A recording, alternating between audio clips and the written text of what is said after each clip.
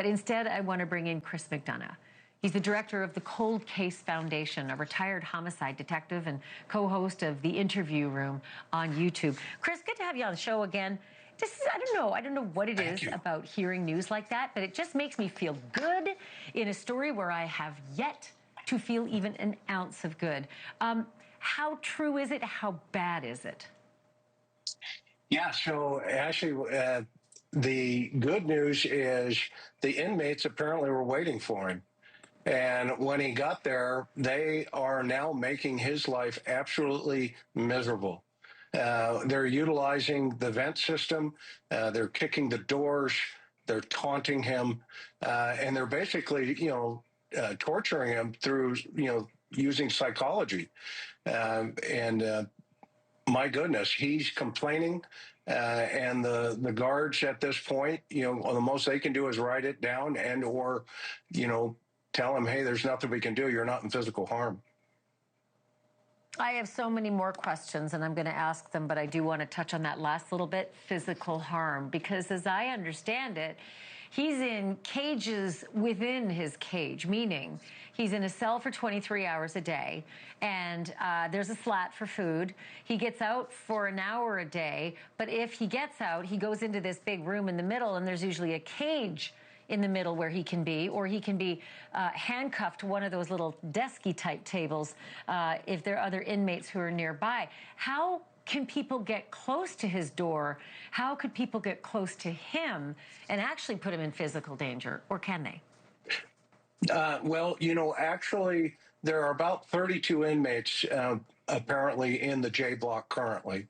And within those 32 folks, they are the worst of the worst, outside of death row, of course. And he's in J block. So what that would be, that's called a special housing unit, right? An SHU. And it's really a prison within a prison.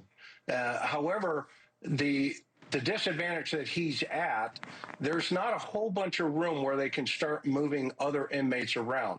So what they want to do is keep him in protective custody right now until, he goes through the process of where do we fit this guy through the whole prison system for the rest of his life. And so he's meeting with doctors. He's going through, the systems of evaluation. And they're not going to put him into general population, but until that happens, the inmates have come up with a creative idea in harassing him to the point where it's basically driving him crazy. So I have a question about that.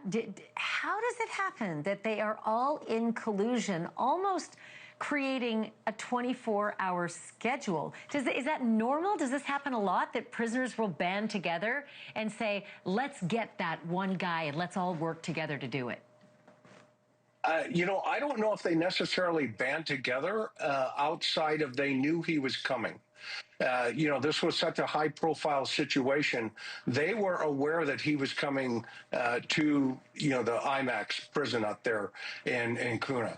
And so they got together and said, okay, well, how do we harass this guy? And so my understanding is there's a couple of different ways of doing it. You can do it through the door, through the slot. The whole facility as a whole was built in 1989. So it's just one concrete echo chamber. And so they also can do it by kicking the doors. They even have folks that are called door warriors that just kick the doors to drive people crazy. And they can talk through the vents. And believe it or not, actually, one of the vents they can talk through is they remove the water out of the toilets, and they can actually talk through the toilet to another cell nearby. It's like this gigantic, acoustic chamber. But my understanding is they're using the vents currently. Thank you for watching. Subscribe below and download our NewsNation app right now on your phone, and you will get fact-based, unbiased news for all Americans.